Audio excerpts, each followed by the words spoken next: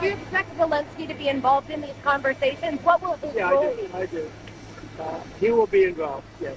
Mr. President, would you allow Europeans to buy U.S.-made weapons for Ukrainians? Yeah. So Zelensky said today that Russia is going to wage war on NATO. Do you agree with that? Do you have any concerns about? No, I don't agree. I don't agree with that. Not even a little bit. Vice President Vance said that the United States would potentially take military action against Russia if they won't come to an agreement. Do you agree with that stance? I don't know if that's what he said. I don't think he said that.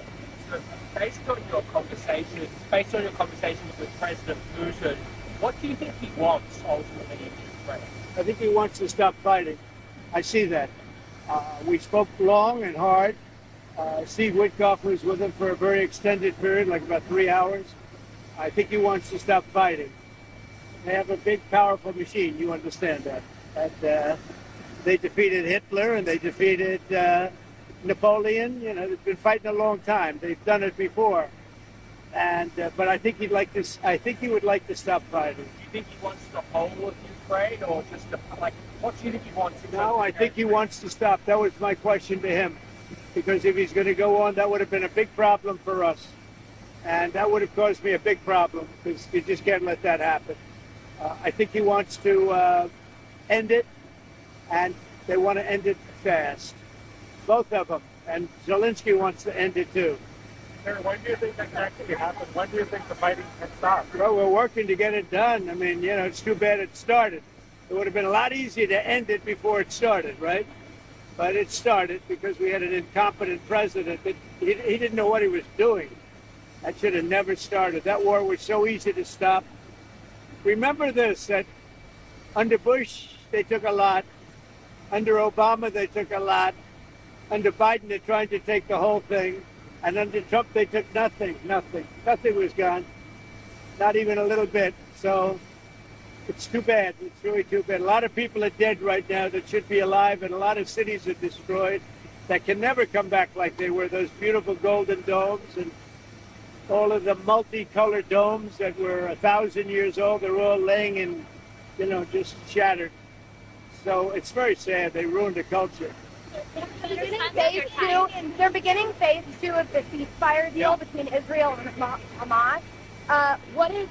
What's going on there? Have you been briefed on the latest related to that? Yeah, I have been briefed. I told Bibi, you do whatever you want because, you know, my statement was they got to come back. Now, the reason I made that statement because they said they weren't going to deliver, they were not going to deliver the people that they said they were going to deliver, that they agreed to deliver. And they did agree to do that, but they broke that agreement. When I made the statement, they delivered everybody plus an American.